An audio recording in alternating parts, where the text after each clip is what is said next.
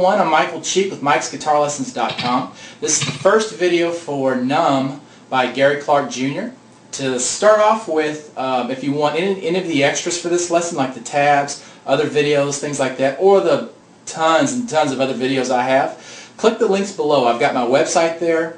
I've got the lesson blog where I have the tabs for this song. I've got my Facebook group, my Twitter account. All that stuff is clickable down below the video here on YouTube. Now let's go ahead and get started with the song. To start off with, there's a couple of things. We're in drop D for one, so if you don't know, that's basically where you take this thick E string and drop it a whole step to where it plays a D. Okay?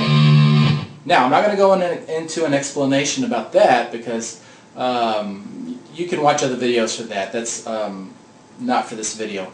But one thing I do want to point out in a little more detail is the fuzz sound that I'm getting here. I'm actually using my iPhone, basically using an application to go from my iPhone and an attachment into my amp to get the fuzz sound that I wanted, because I don't have an actual fuzz pedal. So if you want to copy the exact sound that I'm using, the application I'm using is called Jam Up, and it's made by Positive Grid.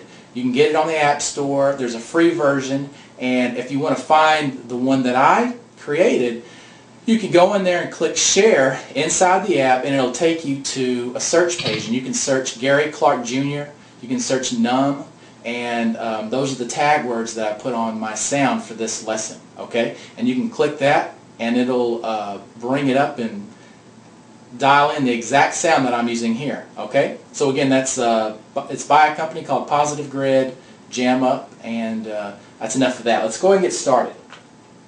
What I'm going to show you here is the intro to the song, but really we're going to be learning, for the most part, the entire song just by learning this intro. The reason is because the song is, for the most part, one riff that Gary Clark Jr. changes a little bit throughout the song, but he doesn't change it much. Okay, so these first four riffs that we're going to learn here are going to be pretty much the song. Let's go ahead and get started. Here's the first riff.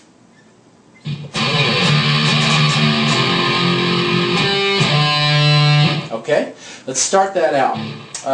First, this is at the beginning of the song. You're just going to start off with a slide up and then back down to an open. Okay, so it's 5th fret on this thickest string, pluck that note, slide up to 12, and then without plucking it again, just go ahead and change directions and come back down to the 3rd fret before you let go and pluck that string open. So you're going to go 5 to 12 to 3 to open. And if you don't have it exactly, it's not that big of a deal. I'm reading my tabs here too. If you get the tabs, it'll be helpful for you to follow along with them. So print them out, get them up on your computer screen, and that's what that double slide there, up and then down on the tabs is. Okay? So after that, then you're going to play open on this thickest string 5 times in a row with this rhythm. Okay? One more time. That, for the most part, doesn't change throughout the song. So every time you play this riff, okay? Now after you play that, then you're going to play 3rd fret on the A string and the D string with your first finger, and you're going to play those two notes as a chord, but then as you hold it, start to pull both of those strings down, so you're bending the notes and raising up the notes a 1/4 step. It's not even a whole fret, so you're just barely pulling them up and you're going really slow. Okay? Just like that. So, alright, now after that, it's going to be 5th fret on the D string, then 3rd fret on the A string, hammer to 5th fret on the A string.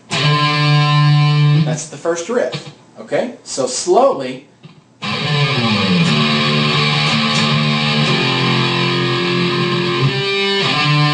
okay.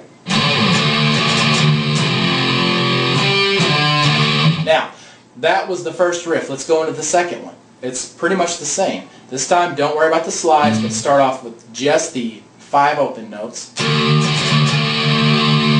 Then you're going to play 3rd fret on the D string only, and bend that the same way you did before when it was the A and the D. Okay? And then you're going to play 5th fret on the D string, pull off to 3rd on the D string, then 3rd fret on the A string, hammer to 5th fret on the A string. Okay? Sorry, my nose itched. Now, that's the second riff. Okay? So far we've got...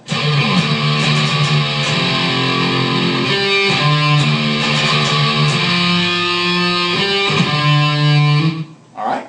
Now, let's keep going. We've got the 3rd measure here. This one is real similar to the first measure, except we don't have the slide and we only bend one note here. Okay, so it's 5 open notes on the 6th string, then 3rd fret on the D string, bending that note, then 5 on the D, 3 hammer 5 on the A. Okay, so all right, now for the last measure. This one changes a little bit. You're going to have 5 on the open thickest string. Then you're going to play 3rd fret on the D string again, bending it up the same way. But then, right as you would normally go to those other notes, go 1st fret on the G string and immediately slide to 2nd fret. Okay? Then you're going to play 3rd fret on the A string.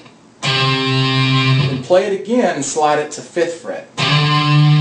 Okay, so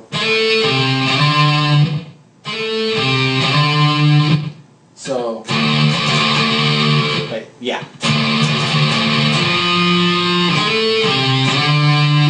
And then you just keep going after that. That whole thing together, if I don't mess it up here, is going to sound like this.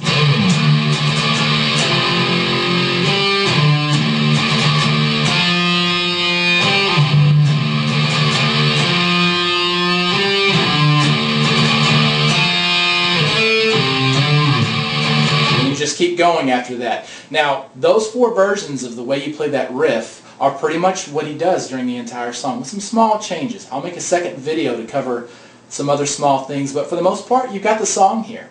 Okay? There's a solo that I'll have to cover too, and I'll tab it all out.